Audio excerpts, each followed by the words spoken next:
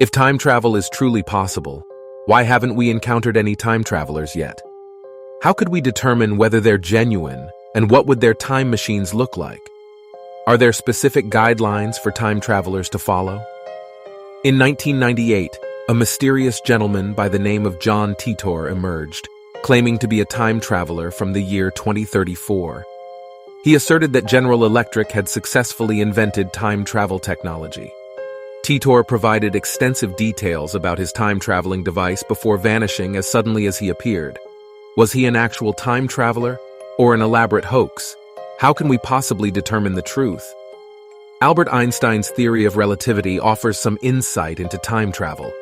Einstein viewed time as the fourth dimension, complementing the three-dimensional space comprised of length, width, and height.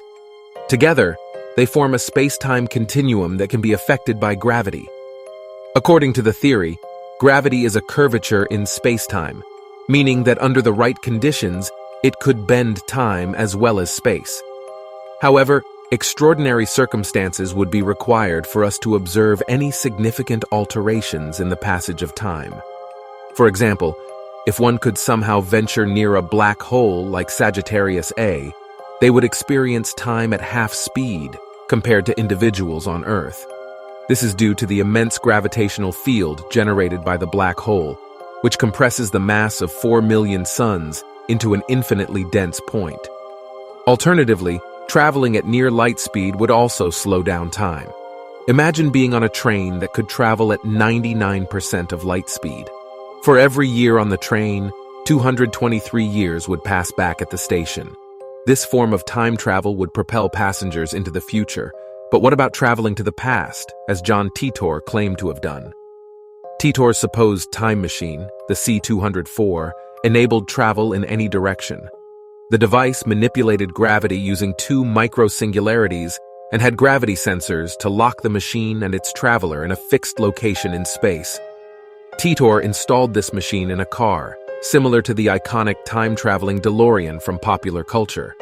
However, the C-204 could only transport him up to 60 years from his starting point.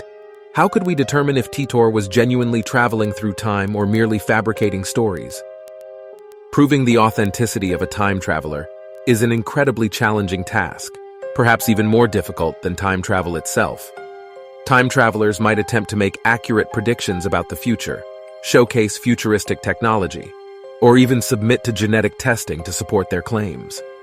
Taking someone along on a time-traveling journey might be the most compelling evidence, but such an opportunity is yet to arise.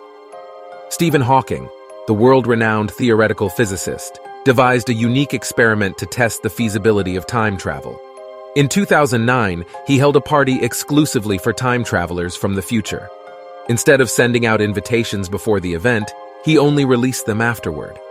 If any guests arrived from the future, it would serve as proof that time travel would eventually become a reality. Despite waiting for hours, no one attended the party. This outcome doesn't necessarily disprove the existence of time travel. It's possible that future time travelers will learn to use wormholes, which are essentially bridges in space-time. While we have yet to observe wormholes, Einstein's general theory of relativity predicts their existence. One significant challenge with wormholes is that they are microscopic in size and collapse too rapidly for a human traveler to pass through. Perhaps nobody attended Hawking's party because time travel is imprecise or strictly forbidden. Time travelers could risk altering their timelines, spreading diseases from the distant future, or revealing highly classified information. Ultimately, it remains possible that time can only move forward, never backward, which would render John Titor's story a complete fabrication. We still have a few more years until 2034 to find out the truth about time travel. In the meantime, we have already experienced a subtle form of time travel in our present day. Astronauts aboard the International Space Station, ISS, are moving at a staggering 8 kilometers per second. Due to this speed, they experience a slightly slower rate of aging compared to people on Earth, although the difference is only measured in hundredths of a second. If you ever receive an invitation to attend a party for time travelers hosted by Stephen Hawking, don't hesitate to join.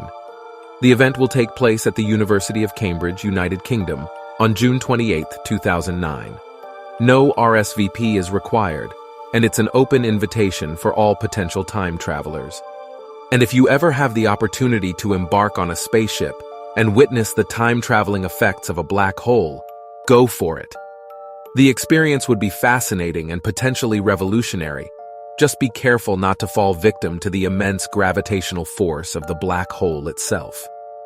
In the end, whether time travel is possible remains an open question that continues to captivate the imagination of scientists, philosophers, and dreamers alike. The possibility of venturing into the past or the future opens up a myriad of questions about the nature of reality, causality, and our place in the universe. Perhaps in time, we'll unlock the secrets of the cosmos and discover the true potential of time travel. Until then, the mysteries surrounding time travelers such as John Titor and the feasibility of time travel will continue to fuel our curiosity and inspire us to reach for the stars. Don't forget to like, subscribe, and share for more content like this.